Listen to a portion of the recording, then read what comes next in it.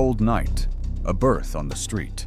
A lawyer notices a secret tattoo and realizes that a powerful father will do anything to cover up the truth. Before you learn this secret, don't forget to subscribe to the channel and like the video. Now, if you're ready, we're revealing this baby's secret. It was early morning in Houston, and the icy wind seemed to cut through the skin. The streetlights flickered. The streets were almost empty, and the sound of cars in the distance was lost in the silence of the night. John walked slowly, his shoulders slumped and his gaze lost. He had just left the courthouse, where he had lost another case. The justice he had believed in since he was young always seemed to be in the wrong hands.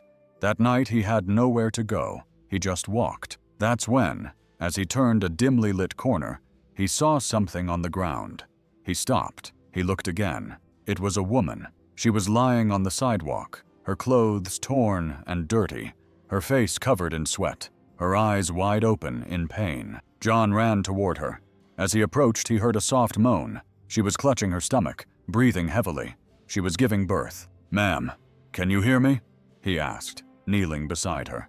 She just closed her eyes for a moment, trying to speak, but could only moan louder. A car passed on the other side of the street, but no one stopped.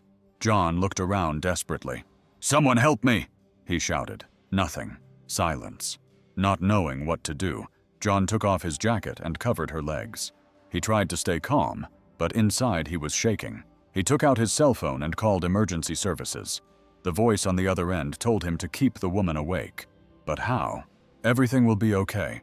Yes, I'm here with you," he said, taking her hand. She squeezed it tightly. She was afraid. She was alone, with no one around, about to bring a life into the world in the middle of the street. Her belly was contracting strongly. John, although inexperienced, knew that the baby wasn't going to wait. He took a clean cloth from his bag and tried to keep the area as safe as possible. The woman screamed in pain, her whole body shaking. John knelt closer and spoke to her gently. "You're strong. You can do this. Look at me. That's it. Breathe with me." She tried to follow his breathing, crying. "What's your name?" he asked, just to distract her a little. But she didn't answer. She just screamed again. By then, he had already called the ambulance, and time seemed to stand still. The dark sky was full of stars, but no one looked up. Only John, kneeling on the sidewalk, his head spinning with worry. He didn't know what to do, but he knew he couldn't leave that woman alone. She was shaking, breathing heavily, and her moans were getting louder. She screamed, her whole body stretched out. And then, in the simplest and most terrifying way possible, the baby arrived. Small, wet, fragile. It was born right there, in the middle of the cold sidewalk under the stars. For a moment, it didn't make a sound. John was paralyzed. The world stopped. Everything was too quiet. He looked at the baby's face. He saw no movement. Fear filled him. What if she wasn't alive? No, please," he whispered, his eyes filled with tears. He carefully turned the baby on her side. He patted her back fearfully, lovingly, desperately. The woman, though weak, turned her face and looked. The night was still. All that could be heard was John's heart beating loudly. And then came the cry, loud, high-pitched, desperate, a cry that filled the street with life, a cry that seemed to wake even the dark streetlights. John laughed and cried at the same time. He wrapped the baby in the cloth as best he could and placed her in her mother's arms. "It's okay. You did it. She's alive." The woman smiled weakly, her eyes closing again, and in the softest voice in the world, she whispered, "Her name is Maya Alice," and fainted, exhausted. He felt a lump in his throat. Hey, please stay with me," he said, as he took the baby, still wrapped in the rag, with her warm, pink little face. Although so small, she seemed to have superhuman strength. John could hardly take his eyes off her. He grabbed his cell phone and called the ambulance again, this time with more urgency. "Please, you have to come now. She's unconscious and she has a newborn baby with her. For God's sake, send help now." The street was still empty, and John felt that time was passing too slowly. It was then, as he moved the cloth covering the woman's arm, that something caught his attention, a stain on her forearm.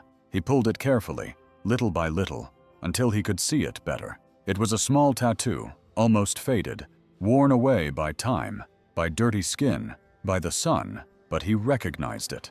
A simple drawing, a butterfly with a word underneath. John put his hand to his mouth and held his breath for a moment. He knew that tattoo. It was identical to that of a missing young woman he had tried to help months ago in a case that kept him awake at night. A girl about to turn 18 who had run away from home pregnant, saying that her own father had abused her. A powerful man, a business owner, known for manipulating everything and everyone, but no one wanted to listen. The police closed the case quickly. The family was rich, influential, powerful. Everything was hidden, forgotten. John remembered the photos, the testimonies, the newspapers, the fear in the girl's eyes in those old images. "It can't be," he muttered, looking again at the face of the unconscious woman. But yes, it was her. The same tattoo, the same lost look he now saw up close. The girl who had disappeared was there alone, weak, hugging her daughter with what little strength she had left in her body. John felt a mixture of shock, sadness, and anger. Life had been cruel to her. He never forgot it, because one of the pieces of evidence he received at that time was a photo of Valerie sitting in a garden with an awkward smile and her arm raised, showing that same tattoo, the butterfly, the name Esperanza.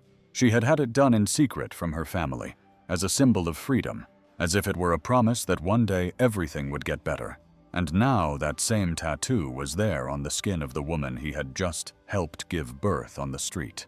"It's her.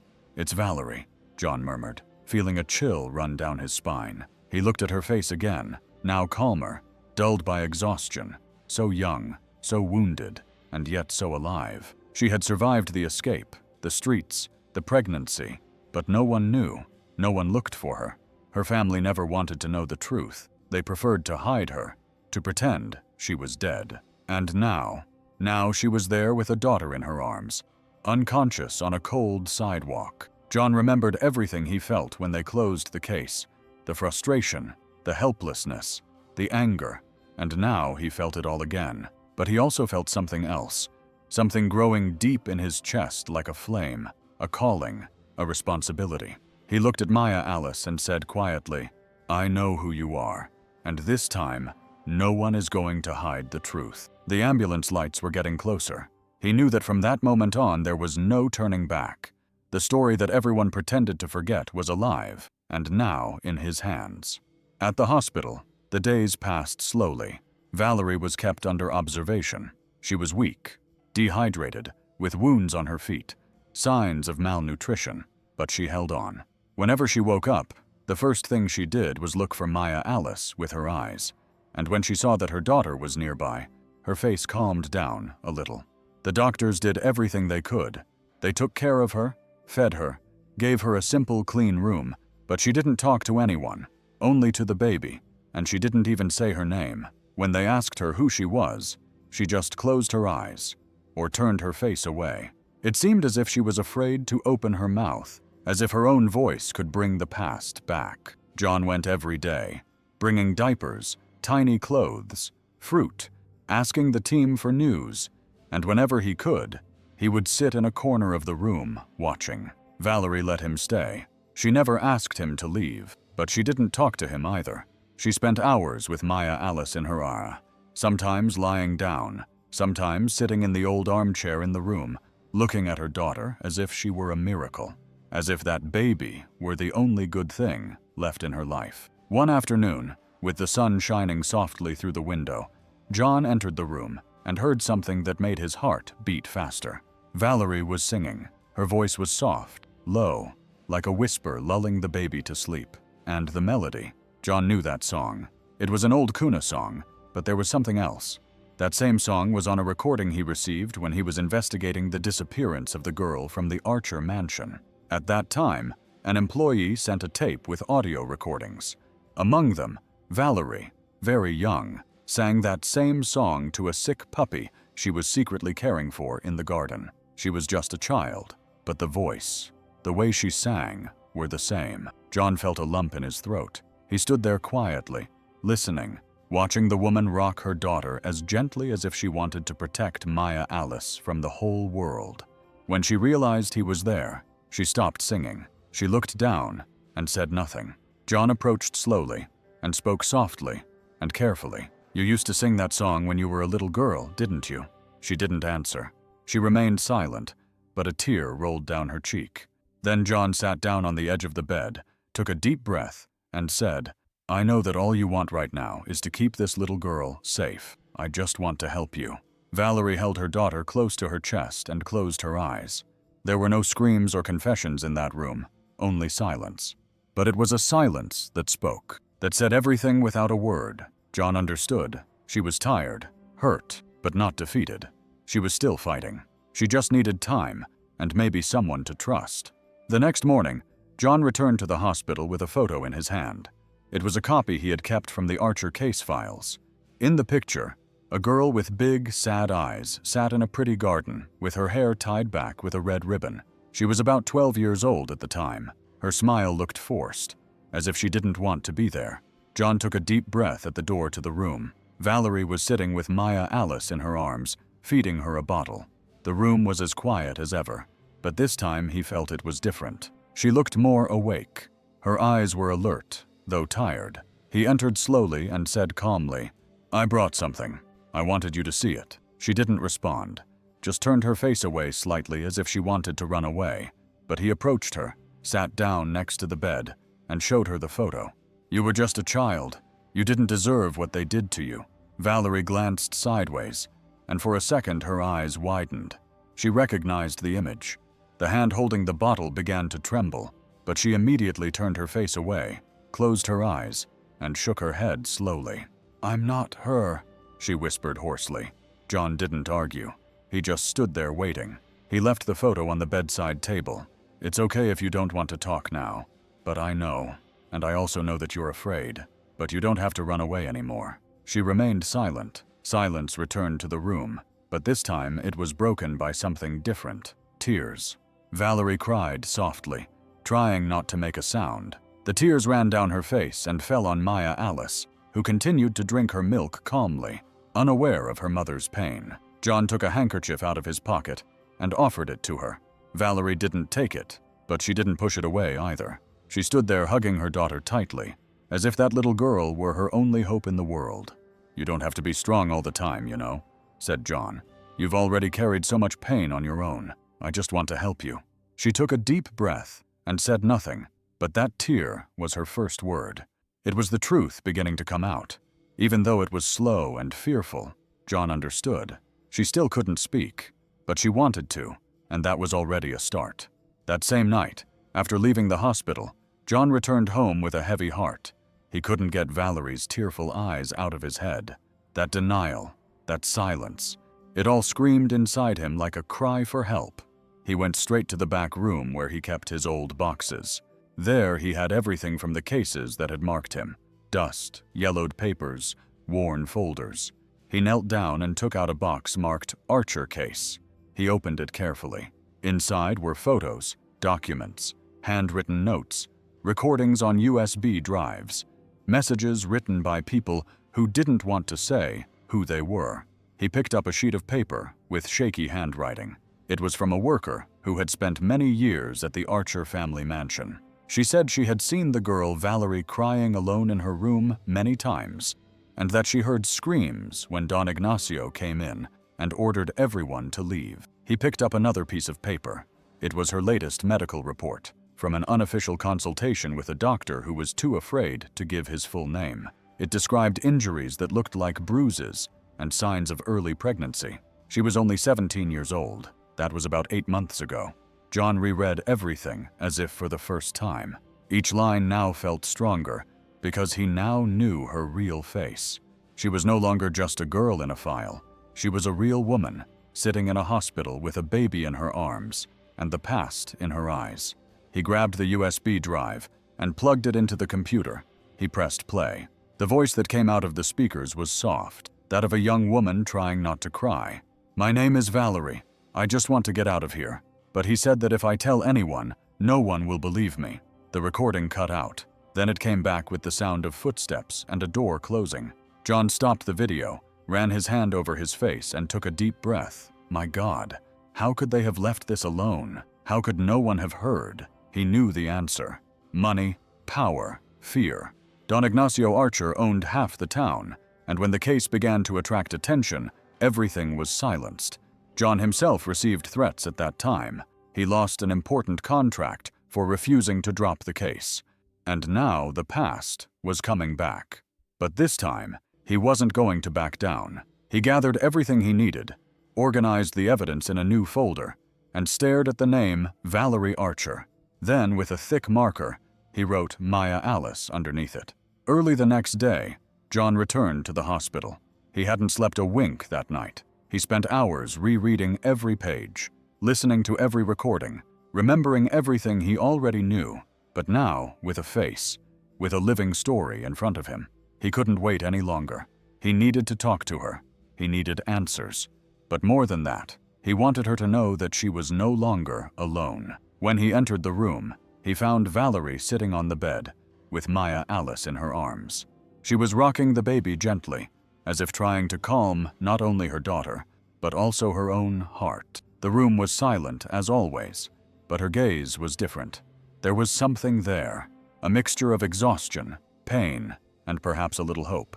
John approached slowly, pulled up a chair, and sat down near the bed. He remained silent for a while, just looking at her. Valerie didn't move. She continued rocking Maya Alice without looking at him. I saw the tattoo. I heard you sing, and I saw everything about the case again. The evidence, the papers, the recordings. I recognized you, Valerie. She pressed her lips together. The hand holding the baby trembled a little, but she remained silent. John then placed the folder on the bed. He opened it and showed her the photo, the same one he had brought before. I'm not here to judge you or force you to do anything. I just need to know because this child has the right to live safely. She has the right to a future, and so do you. Valerie looked at Maya Alice, then looked at John, her eyes filled with tears, and for the first time, she spoke clearly. Yes, it's me. That sentence came out softly, but it was full of everything. Pain, fear, relief. It was as if she had waited so long to say that she no longer believed she could. John couldn't hold back his tears. He wiped his face and said, "Thank you for trusting me. Now we're going to make everything right.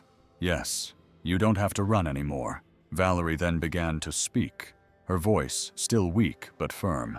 "When I told my dad what he did to me, he hit me and locked me in a room. He said that if I said anything, no one would believe me. And he was right. No one believed me." She looked down, her eyes filled with tears.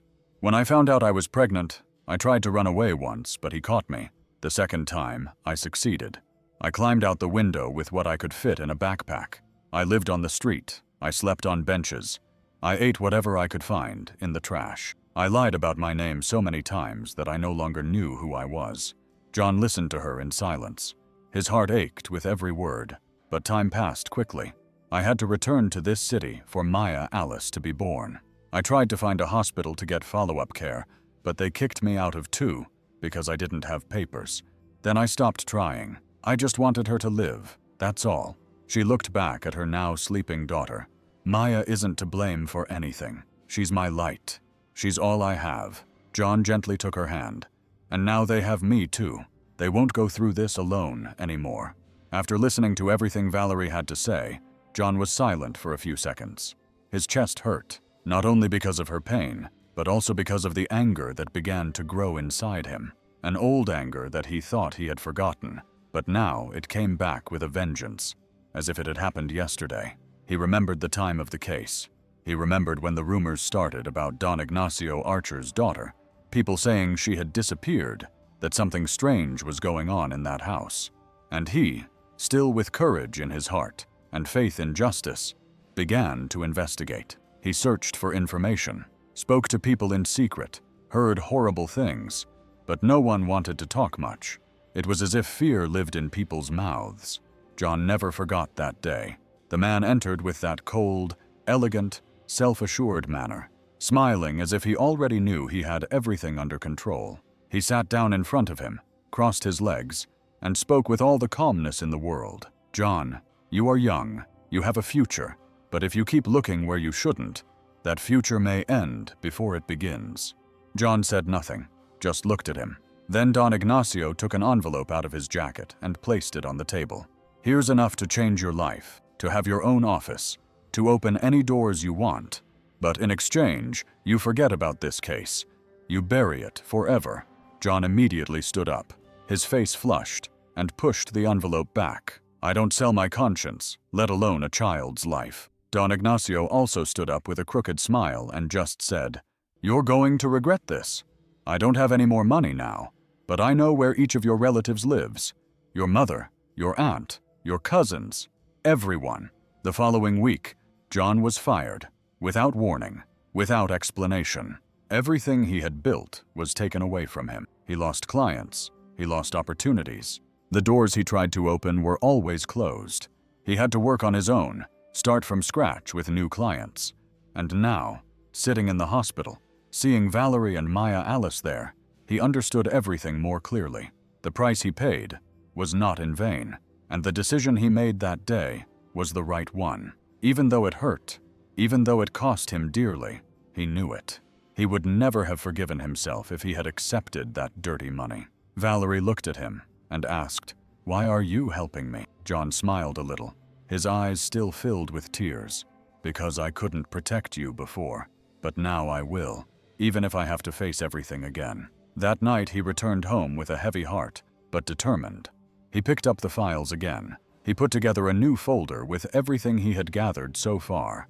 Copies of old documents, pregnancy test results from that time, notes, the photo of the tattoo, the audio of the girl asking for help. He turned on his computer and began to write a report. It was a small step, but it was a start. It was already past midnight when his cell phone rang. The number was unknown. John hesitated for a moment, but answered, Hello? On the other end, a thick, dry, direct voice replied, If you want to live, forget about that woman. John fell silent. His heart raced. Listen carefully, lawyer. That story has been dead for a long time.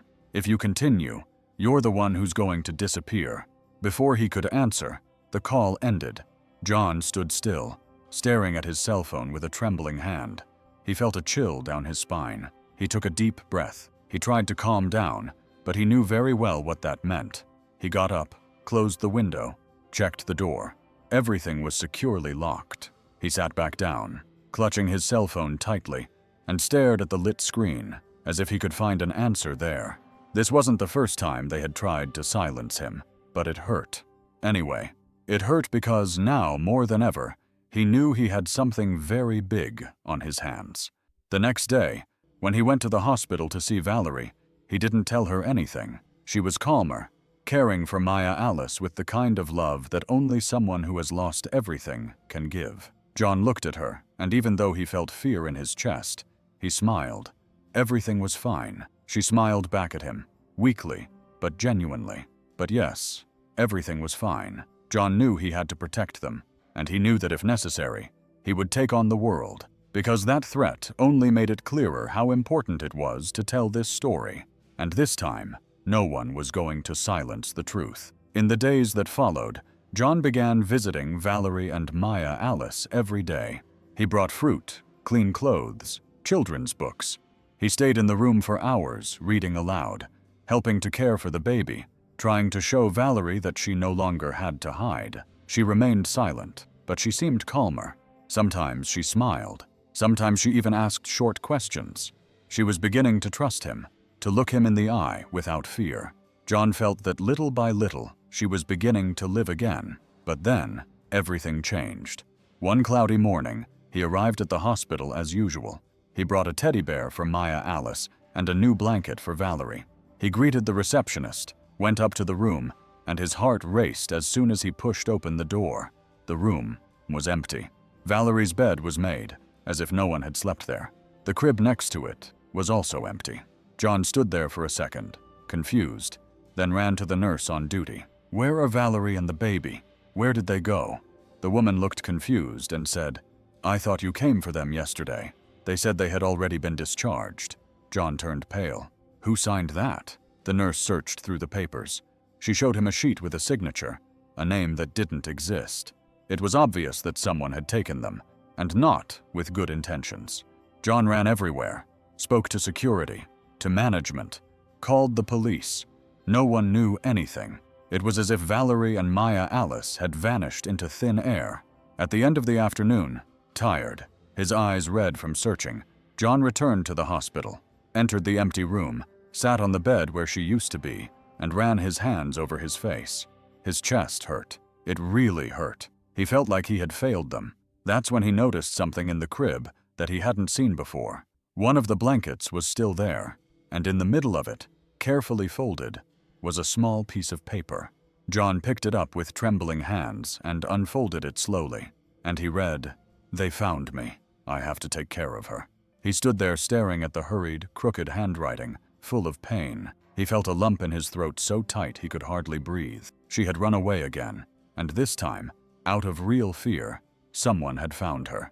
And she did what she knew how to do, disappear. But she left that note. She entrusted his daughter's life to him. John pressed the paper to his chest, his eyes filled with tears. "I'll find them, even if it's the last thing I do. I promise you, Valerie. I promise."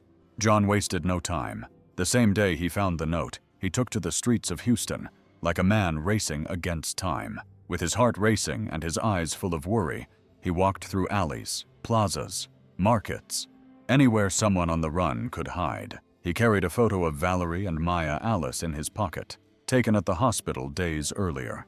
He showed it to everyone he met: homeless people, street vendors, truck drivers, garbage collectors. No one could escape his question. "Please, have you seen this woman? She was with a baby, a little girl. They may be hurt or scared." Many shook their heads. Others said they didn't remember. Some simply avoided his gaze. But John didn't give up. Each no made him walk faster.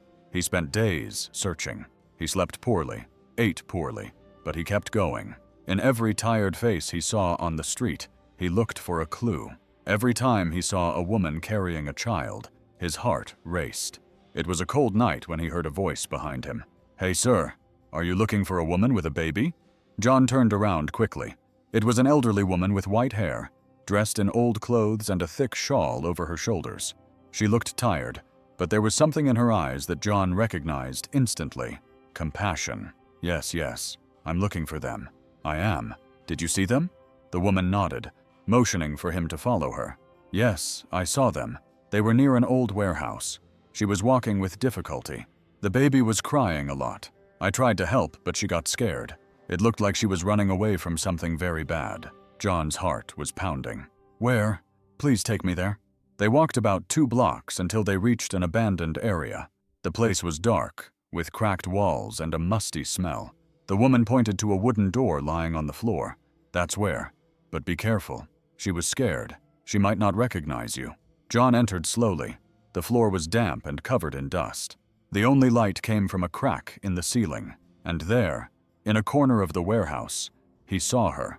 Maya Alice was lying on the floor, wrapped in a dirty blanket, crying softly, her face red and her eyes swollen from crying so much. And next to her, Valerie, lying with her face bruised, her body all curled up, barely moving. John ran to them, picked Maya Alice up in his arms and said, "Shh, I'm here, my love. Everything will be okay now." Then he knelt down next to Valerie and gently touched her face. "Valerie, it's me, John. Can you hear me?" She opened her eyes slowly, almost without strength, but she recognized him. She tried to smile, but couldn't. A tear ran down her cheek. "I tried to protect her." John took her in his arms with all the care in the world. "You did more than that. You gave your life for her. Now leave it to me. I'll take care of both of you." And he left that warehouse with both of them in his arms, as if he were carrying the whole world. At that moment, John was no longer just a lawyer. He was a refuge. He was a home. He was living hope on the streets of a city that doesn't see those who need it most. He went straight to a place that few knew about, a small, remote ranch on the outskirts of a nearby town. It belonged to an old childhood friend who lived abroad and had left John the key years ago, telling him that if he ever needed peace, he should just go there. John had never used that place until now. When he arrived at the ranch, the sun was already rising slowly, painting the sky orange and pink. The little house was simple, made of wood, with an old stove and antique furniture, but everything was clean and quiet. The nature around it made a different sound, a sound of rest and something good. John put Valerie on the bed and wrapped Maya Alice in a warm blanket. He spent the day taking care of the two of them, feeding the baby milk and bringing Valerie warm water. He gently cleaned the wounds on her face. He didn't sleep or eat. He just took care of them. At the end of the afternoon, Valerie woke up confused, weak, her eyes still heavy. When she saw the wooden ceiling and heard the birds singing, she tried to get up, frightened, but John went to her and calmly took her hand. "Calm down. You're safe now. No one will hurt you here. You can rest." She looked around, then looked at Maya Alice sleeping in a makeshift crib made from an old drawer lined with a sheet. A tear fell from her eye, but this time it was not from fear. It was from relief. For the first time in a long time, she felt like she could breathe. The next day, John went to the nearby village and bought food, diapers, bottles, and baby clothes. He returned carrying bags and a tired but sincere smile. Little by little, Valerie began to improve. She bathed more calmly, ate without rushing, and slept longer hours. Her eyes, which had always been fixed on the floor, began to look up. And Maya Alice, even though she was so small, also felt the change. It was in John's arms that she fell asleep the fastest. It was his soft, singing voice that calmed her when she had colic. He changed diapers, prepared bottles, and bathed her with great care. Sometimes he made mistakes, got tangled up, left the milk too hot, but he learned and laughed at himself. "I think I'm getting the hang of this, huh?" he would say, looking at Valerie with a crooked smile. She would let out a shy laugh, lower her head, and replied, "Does she like you?" In that hidden place in the world, where no one asked any questions, where time passed more slowly, something new was born, a bond that didn't need many words, that came from care, from presence, from the look that said, "You're not alone anymore." Valerie, although still wounded, began to trust. And Maya Alice, though so small, already knew what the safest hug in the world was. As the weeks passed on the ranch, Valerie began to open up more. She talked a little more with John. She told little stories about her childhood, about when she still believed that life could be beautiful. But even in that quiet place, there was something that did not leave her heart at peace. It was as if a ghost still haunted everything, and John knew exactly what it was. The truth they hadn't yet put into words. He had never brought up the subject forcefully, because he knew Valerie needed time. But now, with the baby growing, becoming more fragile every week, with fevers that came and went, he knew it was time. "Valerie, I need to do something," he said one night as the baby slept in his arms. "It's difficult, I know, but we have to do it. For her future." She looked at him silently. Then she looked at Maya Alice and said in a low voice, "You want to take the test, don't you?" John nodded carefully. "We need that, if we really want to protect them both. It's the most important test to end all this." She didn't argue, just nodded slightly. She knew it was necessary, even if it hurt. A few days later, John went to town and did what he had to do. He collected Maya Alice's sample with the help of a trusted doctor and sent it to a discreet laboratory. Then he returned to the ranch and waited. The following days seemed like an eternity. Every time the phone rang, his heart beat faster. Valerie tried not to think about it, but her eyes always sought John's, as if seeking refuge. When the results arrived, he took a while to open them. He stared at the sealed envelope for several minutes, his hands sweating, and then, slowly, he read, "Maya Alice was the biological daughter of Don Ignacio Archer." John felt a great weight lift from his shoulders. It was confirmation of what he already knew, but now he had a stamped piece of paper saying it in clear letters. He sat down next to Valerie with the paper in his hands. She saw the expression on his face change. John took a deep breath, took her hand, and said, "But that doesn't change who you are, or who she is." Valerie lowered her eyes, hugged Maya Alice tightly, and let the tears fall. He just wanted her to be free of that, to have a different story. John spoke firmly, tenderly, and she will have it, because her story will not be written by him. It will be written by you and me too, if you let me. She looked at him with a gaze full of pain, but also with a love that only a mother knows. It's not her fault, I know that. I just wish her blood didn't bring such heavy memories. John caressed the head of the baby, who slept peacefully in her mother's arms. Her blood doesn't define who she will be. What will define her is the love she is receiving now, and that no one will take away from her. At that moment, the world seemed to stand still. The past had been cruel. But there, in John and Valerie's arms, Maya Alice was still breathing, alive, surrounded by love. And even with all the scars, it was in that silence that the hope for a new story was born. John knew that time was against them. He knew that even though that ranch gave them peace, they couldn't live in hiding forever. Valerie and Maya Alice deserved more. They deserved to live without fear, without having to look over their shoulders every few minutes to see if someone was following them. But he also knew that going all out against the Archer family was like provoking a poisonous snake.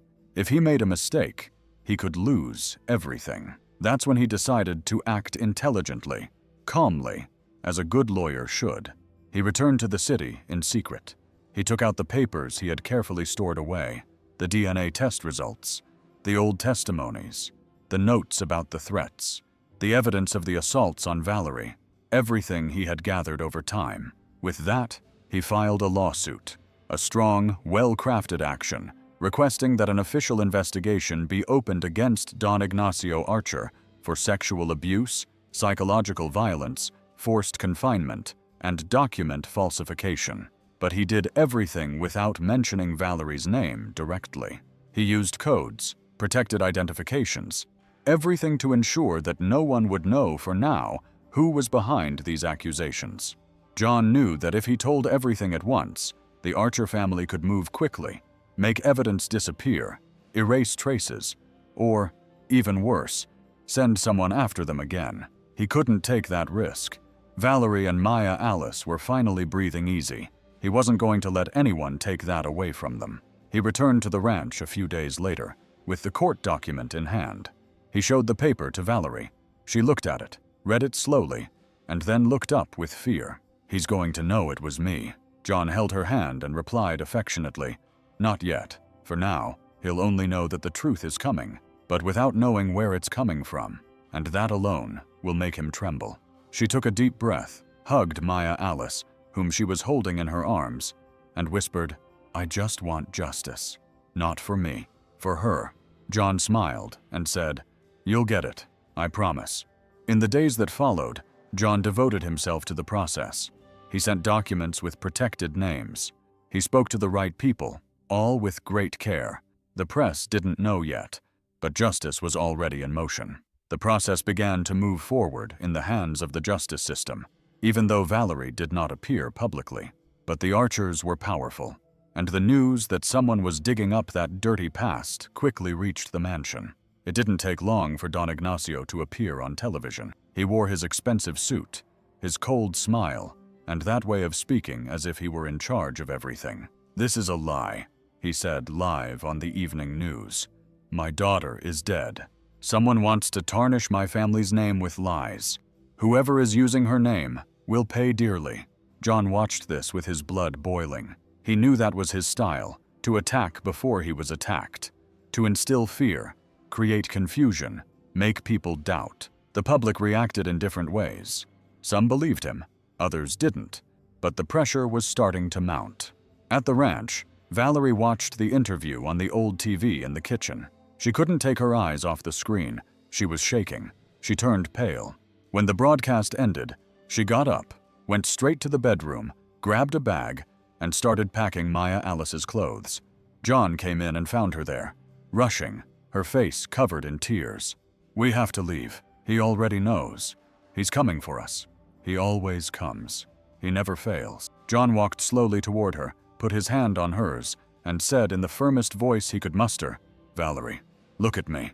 She looked up fearfully, like a child who has already seen the worst of life. "I know you're scared. So am I. But now it's different. You're not alone anymore. You have me, and Maya Alice has both of us. He may be powerful, but he won't be able to silence your story anymore." She began to cry again, but it was no longer just out of fear. It was a cry that came from the depths of her soul, from someone who had fought alone for so long, and who, for the first time, had someone who wouldn't let her go. After weeks of silent struggle, sleepless nights, and days filled with doubt, good news finally arrived. The judge presiding over the case reviewed the documents, listened to the protected testimonies, and for the first time in a long time, someone believed Valerie's word. It was a cold morning when John arrived at the ranch with an envelope in his hand. His heart was pounding, but this time for a good reason. He went inside. He found Valerie sitting on the living room floor with Maya Alice in her arms and said with a calm smile, "We did it. The protection order came through." She looked up slowly, not quite understanding what that meant, sat down next to him, and he explained calmly, "It means that now you are protected by the law. He can't come near you. If he tries, he'll be arrested, and your identity will remain secret. No one knows where you are, nor can they find out." Valerie exhaled sharply, as if she had been holding her breath for years. She wiped her eyes with her hand and hugged Maya Alice even tighter. "I don't even know how to thank you, John. I never thought a judge would listen to me." John took her hand and replied, "Now the world is finally starting to listen to you, and will no longer pretend you don't exist." But as they celebrated this small victory, a new problem arose. Maya Alice started coughing a lot, first a little, then louder. She had a fever all night and didn't want to drink milk. She cried differently. Valerie was desperate. She paced back and forth with the baby in her arms, trying to calm her down, to understand what was happening. John called a trusted pediatrician and took the baby to the city as quickly as he could. At the doctor's office, the doctor examined Maya Alice carefully, ordered tests, listened to her heart, and took her temperature. After a few minutes of silence, he looked at John and Valerie with a serious expression. Her defenses are very low. It's as if her body can't fight off simple things. It could be something genetic, something in her blood. Valerie turned pale. She felt the world spinning. "She's going to die." The doctor made a calming gesture with his hand. "We still don't know exactly what it is. We're going to do more tests, but we have to act fast. She needs more intensive care." Valerie began to cry right there. John hugged her with one arm and the baby with the other. They were in the middle of a cold room, filled with fear again, but this time it was different. John looked at Maya Alice and said, "You're strong, little one. You've already overcome many things, and you'll overcome this too." And Valerie, her face covered in tears, nodded her head. "We're going to fight for her until the end." The following days were spent going back and forth to the hospital, undergoing tests, and spending sleepless nights next to Maya Alice's crib. Valerie never left her daughter's side. John took turns with her, preparing meals, picking up medicine, and holding the girl when her fever rose. And although everything was very difficult, there was one thought that Valerie couldn't get out of her head. Maya Alice still didn't have a full name on paper. It was as if the world had not yet recognized that this girl really existed, as if she were still invisible in the eyes of the law. Valerie decided that this couldn't go on. They had already fought so hard. They had already been through so much. Maya Alice deserved to have a real name, a full name, a name that told her story. And so one quiet morning, she woke up before dawn, kissed her daughter's forehead, who was sleeping peacefully, and left with John without saying much. He looked at her in the car as he drove and asked, "Are you sure?" Valerie looked ahead and replied in a low but firm voice, "It's time." They arrived at the registry office in the neighboring town. It was small, with old walls and the smell of old paper. A simple place, but one that carried great weight that day. Valerie handed over the documents with slightly trembling hands. The clerk, unaware of the story behind those papers, simply asked, "Full name of the child?" She looked at John, took a deep breath, and replied, "Maya Alice Esperanza Archer." The man wrote slowly. Each letter seemed like a step, a piece of life falling into place. When he finished, he handed her the paper to sign. Valerie took the pen, but her hand remained still for a moment. Her eyes began to fill with tears. John approached, put his hand on her shoulder, and said softly, "That name is her truth, and also your courage." Then she affirmed with tears falling her own name, Valerie Archer. When she finished, she wiped her eyes with the sleeve of her blouse and smiled, a shy smile, but one full of relief, as if that simple act of registering her daughter was actually a cry to the world. My daughter exists, she has a name, and she has a history, and no one is going to erase that. As they left, John took her hand and said, "This has been the most beautiful step so far." Valerie looked up at the sky, closed her eyes for a second, and replied, "Now she is someone. Now no one can pretend she wasn't born, that she didn't live, that she isn't ours."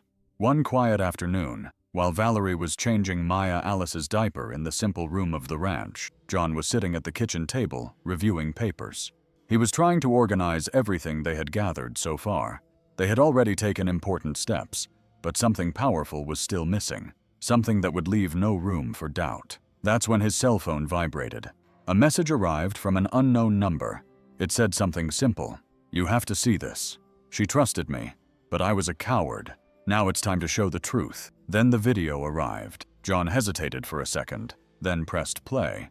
The image was old, of poor quality. The camera moved a little, as if it were hidden behind a door, but you could see clearly. It was the living room of the Archer mansion. On the floor, sitting with her knees tucked under her, was a little girl. She was about 11 or 12 years old, her eyes red, her face wet with tears. It was Valerie. She spoke in a trembling voice, almost without strength. "I don't want him to come into my room anymore. He scares me. He says it's normal, but it's not. I tried to tell my mom, but she said it was all in my head. It's not. It's not." The girl sobbed, hiding her face in her hands, then lifted it again and spoke as if talking to someone who never came. "If anyone is listening to this, please get me out of here." John froze. His hands were shaking. His chest hurt as if something were squeezing it. That girl was the same woman who now couldn't sleep well because of nightmares.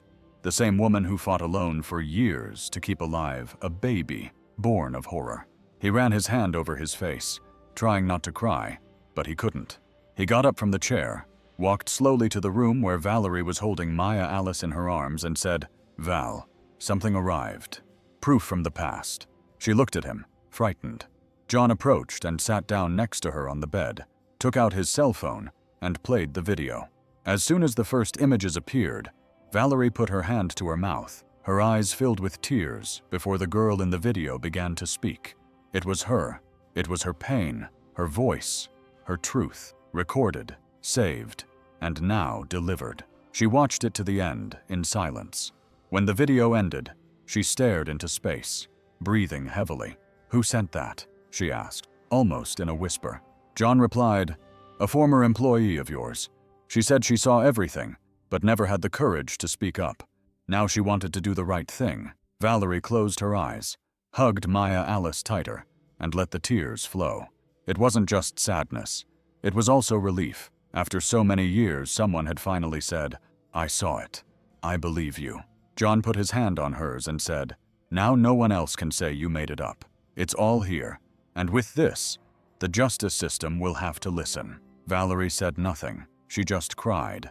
And in those tears, some of the weight she had been carrying began to lift. For the first time, the voice of the girl forgotten in a corner of a mansion was being heard. The day Valerie feared most and needed most had arrived. The day when the truth would no longer be hidden. The courtroom was full. Journalists at the entrance, cameras rolling, voices whispering. The whole country was following the case that no one had dared to touch for so many years. The headlines spoke of power, of horror, of a family marked by silence and fear. John entered the room as the legal representative of Valerie and Maya Alice. He walked calmly, but his heart was pounding. He knew how important all this was. He knew that every word could change lives. He looked around and recognized faces, authorities, lawyers, people who had previously turned their faces away, but were now paying attention. Then the doors opened again. Valerie entered. She was dressed in simple clothes and wore a hood that covered part of her face. She walked slowly with Maya Alice in her arms. The court fell silent. All eyes turned to her. She stopped in the center of the room. She looked at the judge, then at the man sitting in the dock, Don Ignacio Archer. There he was, in his expensive suit, his arrogant gaze. He tried to maintain his composure, but when he saw Valerie, something in his eyes broke. She took a deep breath, lowered her hood, and showed her face. There was no fear now, only determination and truth. Valerie spoke softly, but each word cut like a knife. She told how they locked her in the room many times, how no one listened to her, how she had to run away to save her daughter. She told of the nights on the street, of giving birth on the street, of the struggle not to disappear. Don Ignacio tried to interrupt, banging on the table and denying everything. "That woman is crazy! She made this all up for money," he shouted. But the evidence was there. John placed the DNA test on the table, then the audio recordings, and finally the video of the girl crying on the floor of the mansion. Once again, silence filled the room. The judge looked at him, looked at Valerie, looked at everyone, and said in a firm voice, "The court recognizes the truth. Don Ignacio Archer is sentenced to 40 years in prison for the crimes of child abuse, illegal confinement, and threats. Justice has finally been served." Valerie covered her face with her hands and cried. It was a cry that came from far away, from many years ago. John ran to her and hugged her tightly. The two stood there in the middle of the room, while the man who had destroyed so many lives was led away in handcuffs. Maya Alice slept in the arms of a gray-haired woman who cried silently. It was her paternal grandmother, the one who had once remained silent. Now she looked at her granddaughter with eyes full of regret. When Valerie passed by her, she stopped. The two looked at each other for a few seconds. The woman said in a weak voice, "Forgive me. I should have protected you. I was weak, but this child is a miracle." Valerie did not respond. She just looked at her daughter and let a tear fall. As they left, the sky seemed clearer, and although her eyes were red, her body tired, and her soul wounded, Valerie walked differently. John walked beside her, carrying the papers of victory, and amid the silence of the crowd, Maya Alice's soft crying mingled with the sound of the wind, as if she knew they were finally free. After the trial, after the conviction, after so many tears, John, Valerie, and Maya Alice decided to start over. They took what little they had, put it in an old car, and headed for the coast. No big city, no noise, no memories. They were looking for a place where time passed slowly, where the wind brought no fear, only the smell of the sea. They arrived at a fishing village at the end of a cloudy afternoon. The sea crashed hard against the rocks, but there was peace in the air. The streets were dirt, the houses made of wood with worn paint. Children played barefoot, old people played dominoes under the trees, and the curious glances asked no questions, just nodded in greeting. No one wanted to know where they came from, and that was enough. John rented a small house at the top of a hill. It had 2 rooms, a hammock on the terrace, and a constant smell of the sea. It wasn't luxurious, but it was a home, a real home. Valerie looked at every corner of the house with new eyes. For the first time, she didn't feel the urge to hear. Maya Alice, now a year old, took her first steps there between the kitchen chairs and the front gate, and every time she stumbled, it was John who ran to pick her up. It was Valerie who laughed. It was the 3 of them together, living a life they never imagined they could live. Valerie started selling sweets at the town market. She made cakes, chocolate balls, coconut candies. She got up early, prepared everything with love, and John helped her carry the trays to the square. He also found work. He helped at the local school, teaching reading to adults who had never learned to write. They didn't talk much about the past. There was no reason to anymore.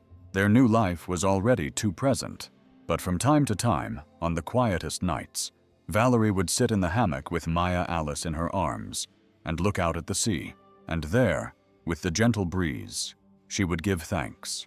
"She's growing up free, John," she said one night. "She'll never know what it's like to live in fear." John responded with a calm smile, his eyes full of love. "And you won't have to live like that anymore, either."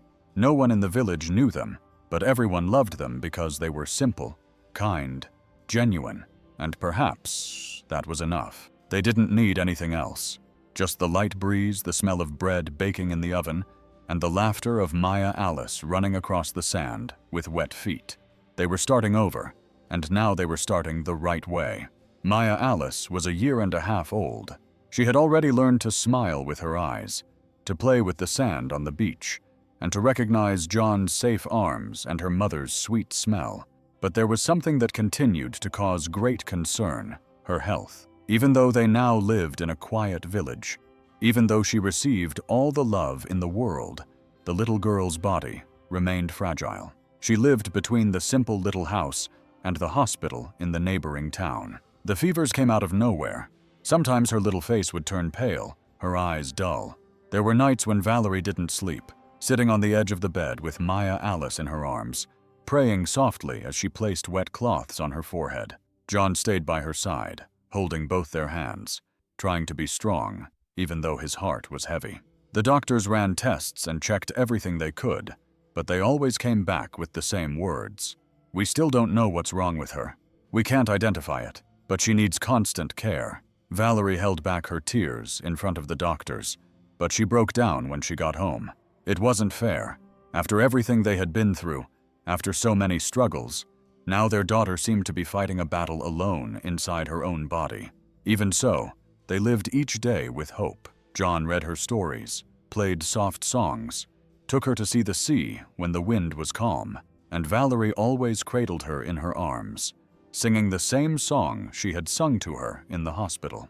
That little song that Maya Alice seemed to know before she was born was on a sunny morning with a clear sky and a very blue sea that something different happened.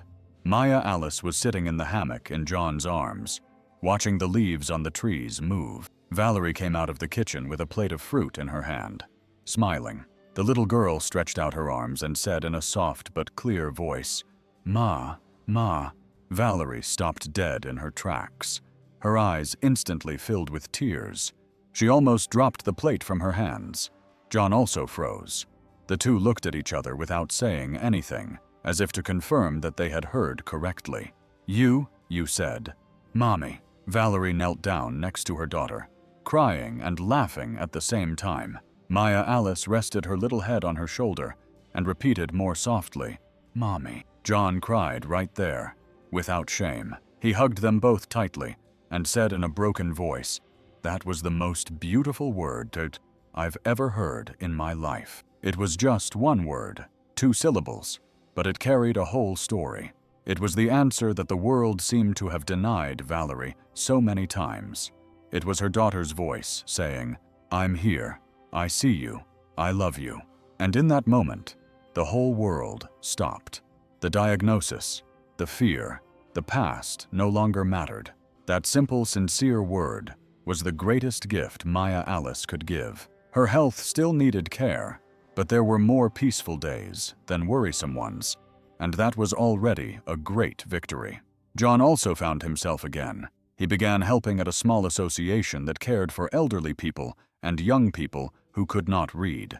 He taught reading classes, helped with paperwork, and listened to old stories with the patience of someone who knows and respects the pain of others. He came home tired, but calm. He would sit on the terrace, take Maya Alice in his arms, and say, "Today a man told me that he learned to write his wife's name just so he could leave her little good morning notes." Valerie listened and laughed, and Maya Alice clapped as if she understood everything. But even though she had this new life, Valerie knew there was something inside her that still needed to come out. A weight, a hidden pain, a void that time had not filled. And one quiet night, when the moon lit up the terrace, she grabbed an old notebook, sat down at the table, and began to write. It wasn't a diary. It was a letter she would never send. "Dad, I spent a long time trying to understand why you hurt me, silenced me, made me feel dirty. I carried your shadow for years, and for a long time I thought I would never be able to breathe again. But today I am a mother, and every time I look at my daughter, I see the opportunity to do things differently. I see the love you never knew how to give. You took a lot from me, but you didn't hurt everything. I survived, and today am truly alive. I am not writing to blame you. I am writing to free myself. Goodbye." She calmly folded the letter, went out to the patio, and set it on fire in a small clay pot. She stood there watching the paper burn slowly, turning to ash, turning to nothing. And when the last ember went out, she smiled. A small, dentaischulder smile, but a peaceful one. John appeared at the door with Maya Alice in his arms and asked, "Everything okay?" Valerie took a deep breath, looked up at the sky, and replied in a firm voice, "Now it is." And she went back into the house, where there was a light on, milk on the stove, and a little girl waiting for a goodnight kiss. The days of peace began to be replaced by fear again. Maya Alice, who was now running around the house and loved to play with water, began to get sick more often. First it was a fever here and there. Then came the aches, the tired eyes, the lack of appetite. Valerie knew her daughter's body well, and knew this was not just a cold. They took her to one doctor, then another, and another. Each one said something different. Some said it was an infection. Others believed it was something in her blood, but no one knew for sure. And every night Valerie's heart tightened more. John spent the early hours of the morning searching for names of specialists, trying to find a light in the midst of so much confusion, until an older doctor, with a calm way of speaking and the eyes of someone who has seen a lot, asked to speak with them in a corner of the hospital room. Maya Alice's case is very rare, and it's difficult to say it out loud, but we have to be honest with you. Valerie squeezed John's hand tightly. "What's wrong with her?" The doctor took a deep breath before speaking. Maya Alice was born with a serious genetic condition, something that happens when parents share the same blood. He paused, then said carefully, "When the father is also a close relative, a very close relative." Valerie froze. John felt his whole body shaking.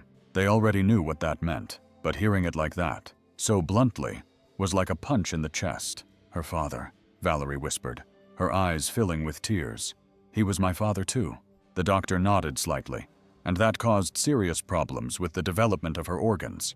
Her body has been fighting since she was born, and now she's too tired. Valerie screamed, a scream that came from her soul. John closed his eyes and clenched his fists so hard that his hands hurt. They tried to save Maya Alice from the past. They gave her love, affection. They did everything. But the past was in her blood. In the days that followed, Valerie did not leave her daughter's side for a second. She sat by her bedside, telling her stories, singing softly, stroking her hair. John brought flowers, toys, read children's books with a trembling voice. The hospital room, though sad, was filled with love. Until one very quiet night, Maya Alice opened her little eyes. They were weak, but they still sparkled. She looked at her mother, then at John, and smiled slowly, as if to say, "I know you're here." And in a voice that was almost inaudible, she said, "Mommy." Valerie hugged her tightly, very close, just like she had done since the day she was born. She cried softly, whispering words of love in her ear. "You are my light, my strength, my life. I love you more than anything." Maya Alice looked into her mother's eyes one last time, took a final quiet breath, and passed away.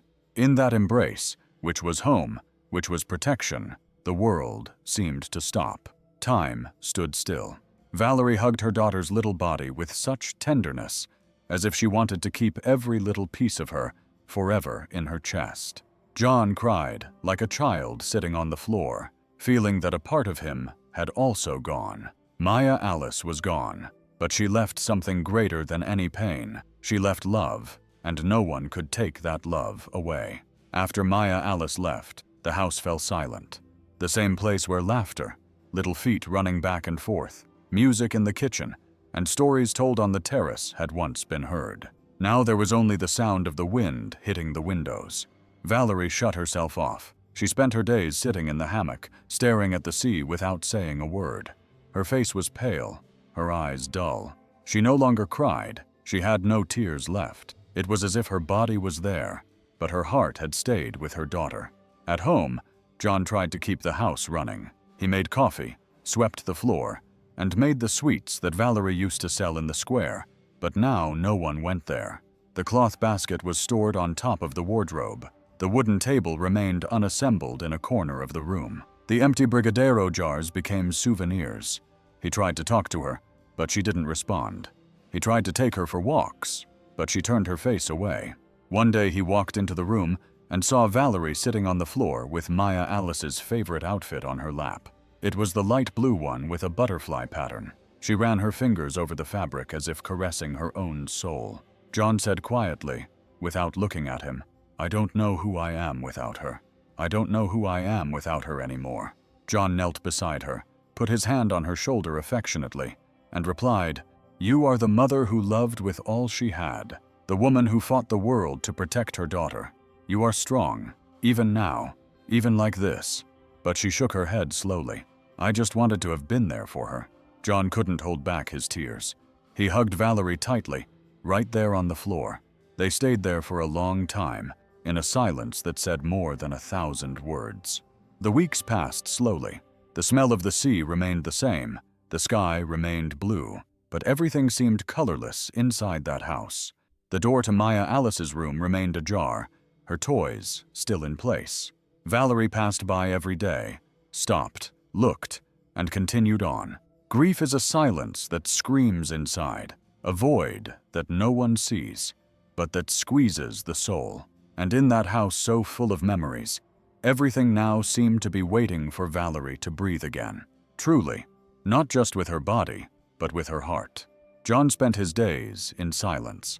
He no longer had the strength to pretend that everything was fine. He made coffee, put it on the table, but didn't drink it. He went out to buy bread and came back empty-handed. Every time he passed the hammock where Maya Alice used to swing, he looked away. Valerie hardly spoke. She was still trapped in that deep pain, and he felt that no matter how hard he tried, he couldn't get her out of it. And that hurt. It hurt, as if he had also lost a part of himself. One cloudy afternoon, with the sky full of low clouds, John entered the room, sat on the edge of the bed, and stared into space. After a while, he slowly got up, grabbed a suitcase from the closet, and began to pack clothes, a shirt, pants, some papers. "Maybe I shouldn't have stayed," he muttered softly, alone in there. It was then, as he opened the drawer to grab his documents, that he saw a folded piece of paper in the corner. It was a simple drawing, done in colored pencils. Valerie had drawn him, her, and Maya Alice, holding hands under a yellow sun with a heart in the center. Below the drawing, in a child's handwriting, it said, "The three of us." John held the paper as if it were glass, sat down on the floor, and stared at it for several minutes. That drawing said more than any words could. That piece of paper showed who they were, what they had built, despite so much pain. Meanwhile, in the other room, Valerie was tidying up the shelf, not because she wanted to, but because she needed to occupy her mind. She was moving a forgotten cardboard box on top of the closet when she found something that made her heart stop. It was Maya Alice's box of memories. Inside were her first tiny shoes, with soles worn out from walking around the house so much. There was also a lock of hair tied with a blue bow, the same one they used on her first birthday, a drawing made with a paint-stained finger, and the first bib still stained with baby food. Valerie sat on the floor and opened everything carefully. She ran her fingers over each item as if they were part of her daughter's body. She cried softly, but not out of despair. She cried out of nostalgia, out of love. "You were the best part of me," she whispered, "and you always will be." At that moment, John appeared at the door with the drawing in his hand. He looked at her kneeling amid those memories and paused. She looked up, saw him with the suitcase still open, and asked, "Are you leaving?" John shook his head slowly, his eyes filled with tears. "I thought about leaving, but this drawing reminded me of who we are, and I can't leave you alone now. We're still a family. Even though we have this hole in our hearts, it's still the three of us." Valerie reached out her hand to him. John walked over to her and sat down next to her on the floor. Together they hugged that box full of little pieces of love, and there, in the midst of their pain, they began to remember that even after loss, there was still life, there was still feeling, there was still something worth caring for.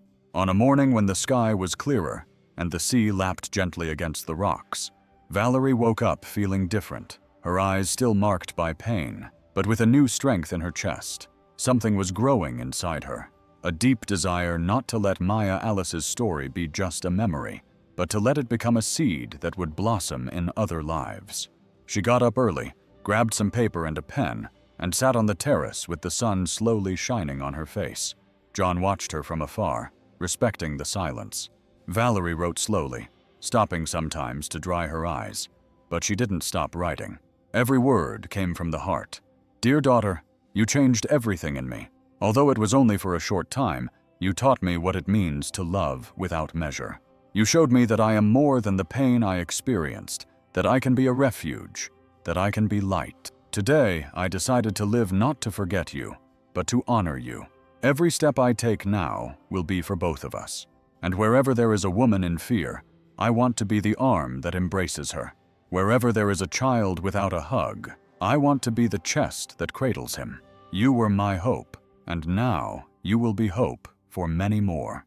With infinite love, Mom." She folded the sheet of paper carefully, put it in a simple envelope, tied it with a piece of blue ribbon, the same one Maya Alice wore in her hair, and walked to the backyard. There, under the tree where her daughter used to play, Valerie ended that chapter of her life. She buried the letter there, next to the roots, then sat down on the grass, looked up at the sky, and whispered, "I'm going to live for both of us."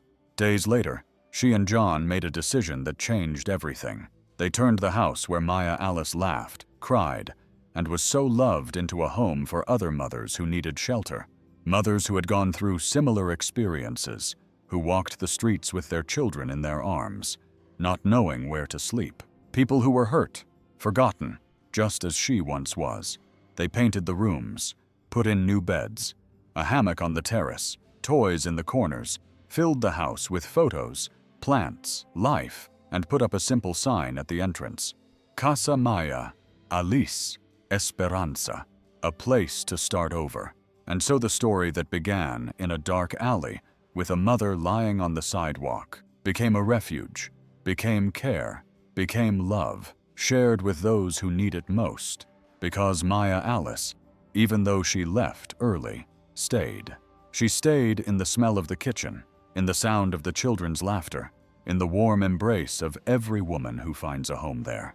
And Valerie, she continued, not as before, but stronger, more complete, living not only for herself, but for all those who are yet to come. If this story touched you, share it with a friend. If you believe in preserving the baby's voice, and that truth always finds a way, write hope.